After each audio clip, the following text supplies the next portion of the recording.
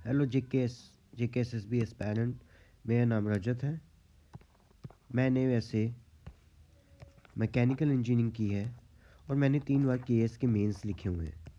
तो इस हिसाब से मैं आपको GS और मैथ्स और साइंस, स्पेशली फ़िज़िक्स, मैं आपको अच्छे से पढ़ा सकता हूँ।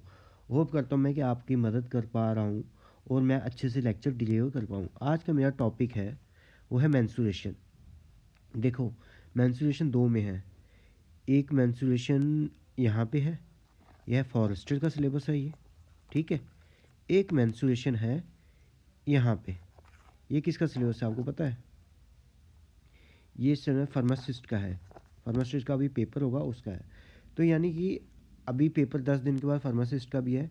तो हम मेंस्ट्रुएशन स्टार्ट करते हैं और इन दोनों में हम हिट करेंगे, और आगे भी कहीं भी पेपर हैं उनमें मेंस्ट्रुएशन पूछी जाती है। तो देखते हैं पहले होता क्या है ये। देखो, मेंस्ट्रुएशन करेंगे।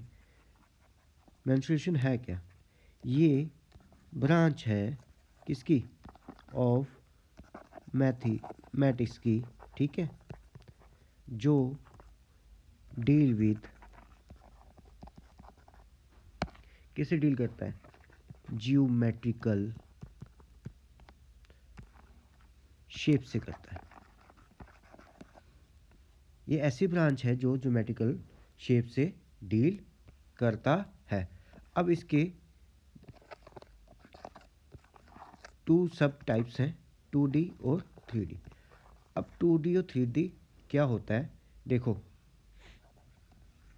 हम एक एक्सिस बनाते हैं, ठीक है, एक एक्सिस बनाते हैं, इसको हम एक्स एक्स मान लेते हैं, इसको वाई, इसको हम जेड। जो एक्स और वाई प्लेन है, जो इसमें फिगर होगी उसको हम बोलेंगे 2D। जो ये तीनों में डायमेंशन को में लेगी उसको बोलेंगे हम 3D। अब 2D में देखते हैं हम क्या क्या आएगा।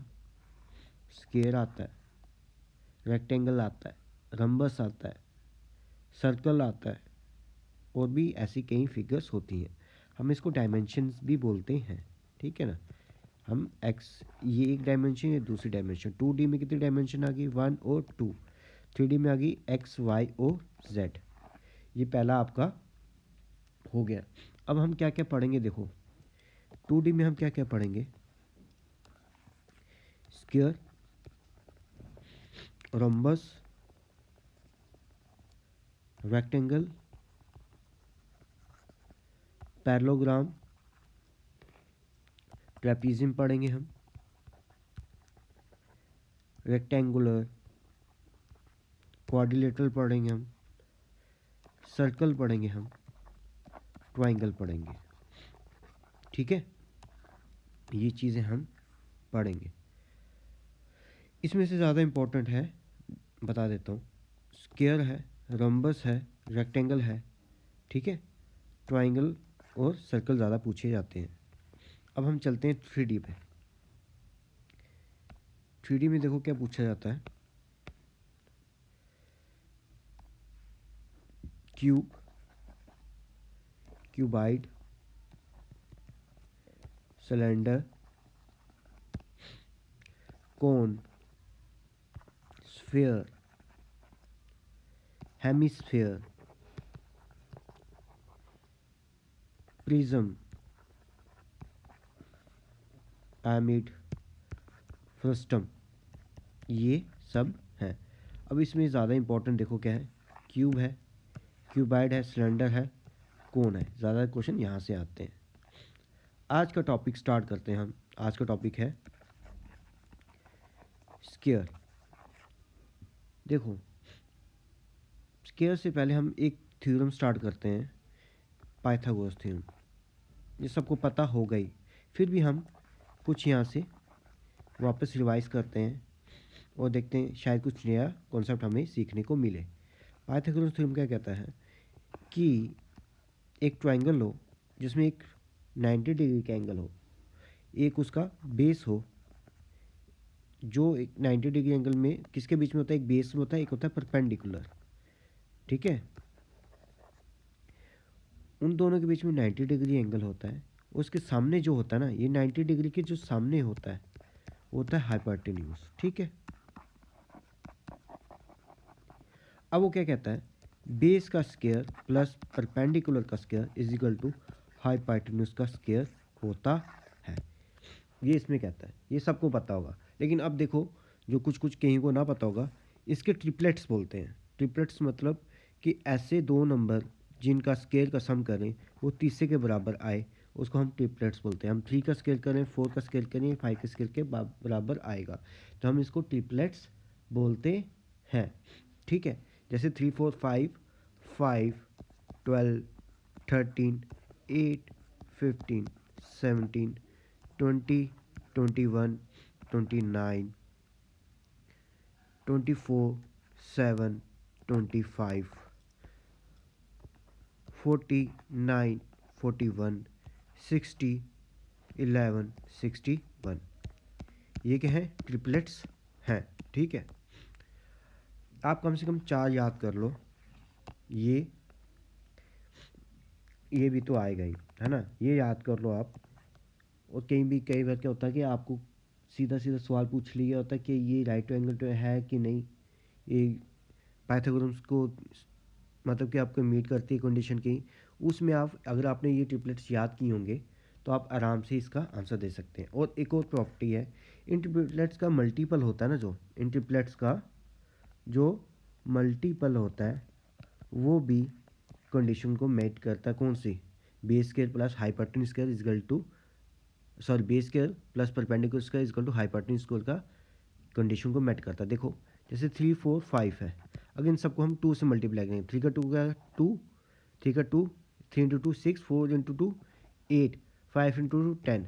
अब इन दोनों का स्क्वायर करके देखो 36, ठीक है, 8 का स्क्वायर 64, कितना हो गया, 6 4 10, 6 3 9, एक ऊपर आ गया 100, और 10 का स्क्वायर 100 होता है। यानी कि इन दोनों का स्केल का हम सम करें, वो स्केल के सम के बराबर आ गए। यानी कि हम इन ट्रिपलेट्स का मल्टीपल का भी सम करें तो वो ये कंडीशन को मेट करता है। अब चलते हैं हम अगला आज का टॉपिक, वो है स्केयर। स्केयर का देखते हैं, स्केयर क्या करता है। स्केयर, स्केयर की प्रॉपर्टीज पढ़ेंगे, क्या है, स्केयर बना लेते हैं।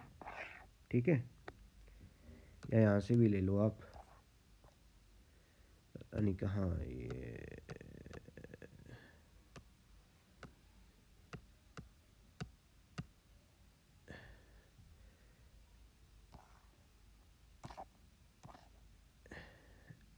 बस है, ये है। ठीक है, स्केयर ले लिया हमने। ठीक है, मान लेते हैं साइड क्या है, ए है, ये ए है। ठीक है, अब इसकी प्रॉपर्टीज देखो। पहले तो ऑल साइड्स आर इक्वल, पहले यील्ड करो। ठीक है, दूसरा है ऑल एंगल्स आर इक्वल, वो सब एंगल किसके बराबर होते हैं, एंड इक्वल टू 90 डिग्री। ठीक है, तीसरा इसका जो डायगोनल होता है, जो अपोजिट कॉर्नर से हम एक ज्वाइन करते हैं, इसको हम डायगोनल्स बोलते हैं। ये है D1, ये है D2, तो diagonal D1 equal to D2 होगा, और क्या होगा, डायगोनल D1 बाइसेक्ट D2। अब बाइसेक्ट का क्या मतलब है कि D1 जो है वो D2 को 2 इक्वल पार्ट्स में बांटेगा। ठीक है, और D2 जो है वो D1 को 2 इक्वल पार्ट्स में बांटेगा।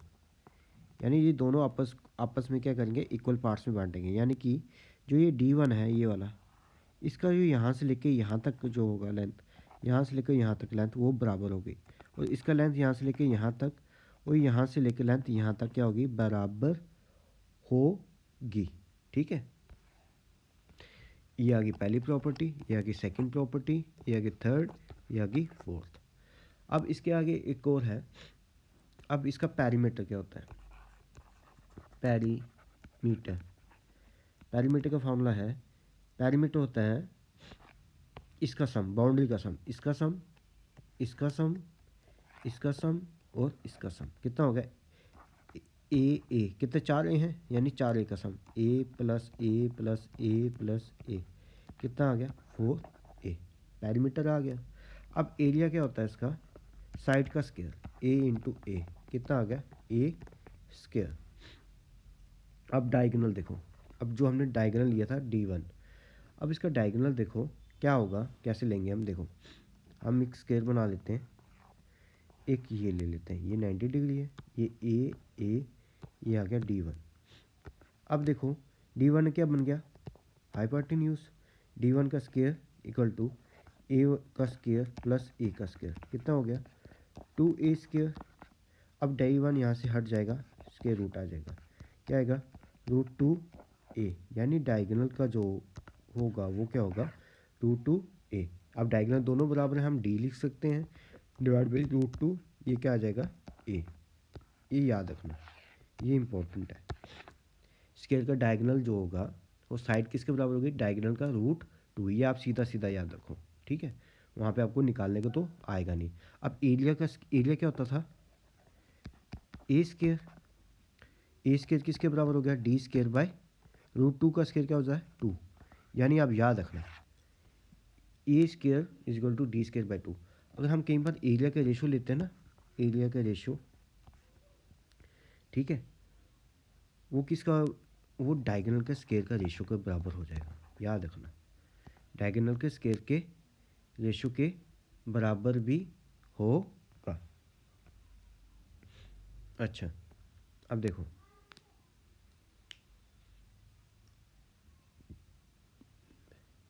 नेक्स्ट चलते हैं। एक क्वेश्चन आता है कई बार कि आपको फेंसिंग करने का है कि ये है स्क्वायर, ठीक है, अब इसका यहाँ पे लेंथ कुछ ये है, ये लेंथ है, ये लेंथ है, इसकी फेंसिंग करनी है, वो फेंसिंग करने जाएगा, ठीक है। अब फेंसिंग करनी है तो आपको क्या होगा, पैरीमीटर यूज़ होगा, यानी इसका क्या निकालना, पहले आपने पैरीमीटर निकाला, उसके बाद उसने किया होगा कि 1 मीटर फेंस करने में इतनी कॉस्ट लगती है, यानी 4 पे कॉस्ट लगती है 1 मीटर फेंस करने में पर मीटर। तो हम टोटल कॉस्ट कैसे निकालेंगे, perimeter into cost per metre, जो पर मीटर में कॉस्ट लगेगी ना वही फेंसिंग की कॉस्ट होगी, ये किसकी कॉस्ट होगी, फेंसिंग की कॉस्ट है ये, ठीक है, समझ आया।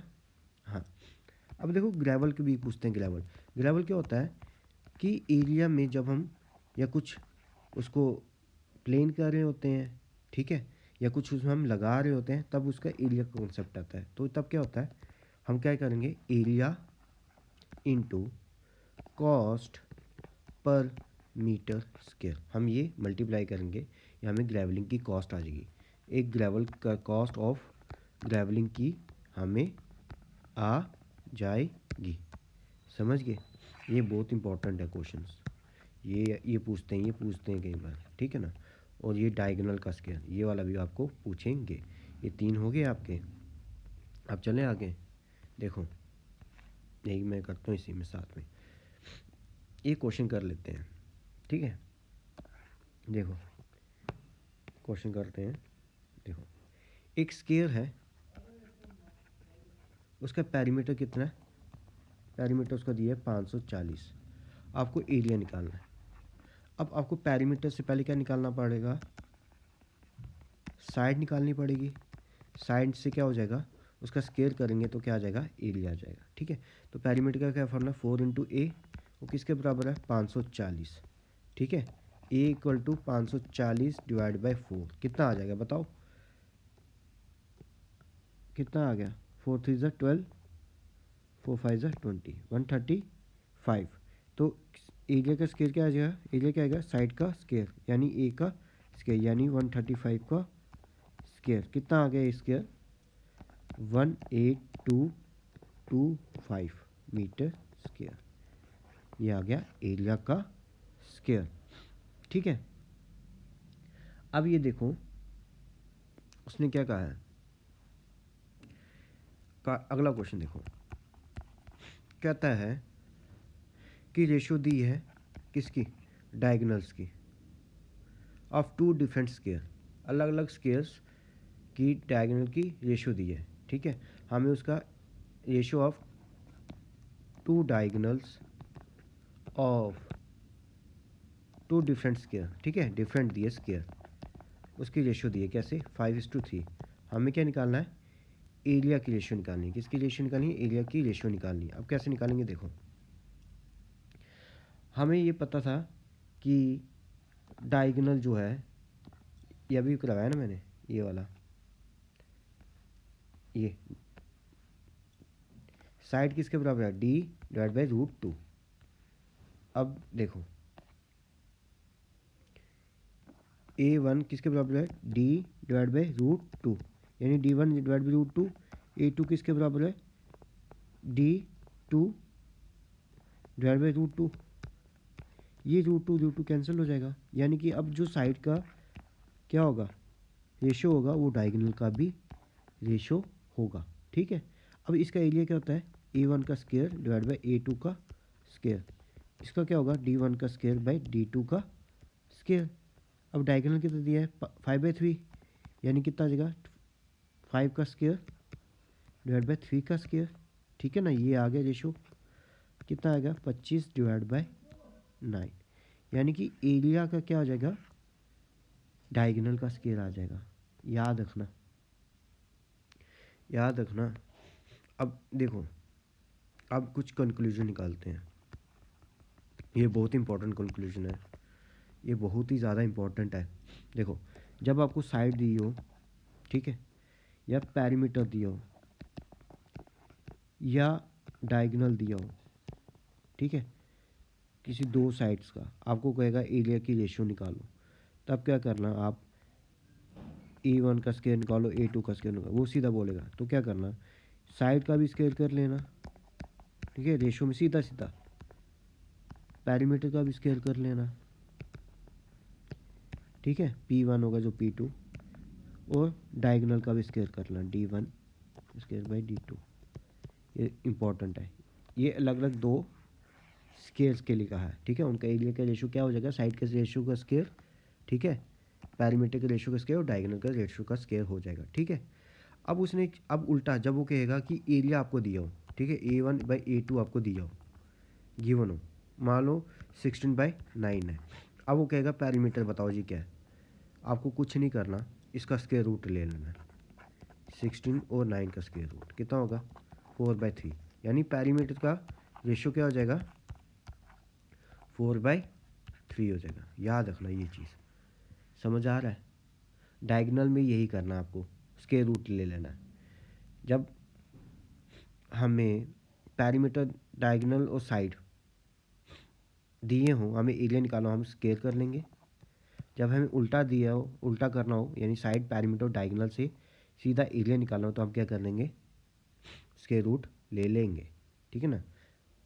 जब वही एरिया दिया हो, जब हमें ये चीज़ें निकालनी हो, ये, तब हम स्क्वायर रूट ले लेंगे। होप करता हूँ कि आपको मेरा ये आज का लेक्चर पसंद आया हो।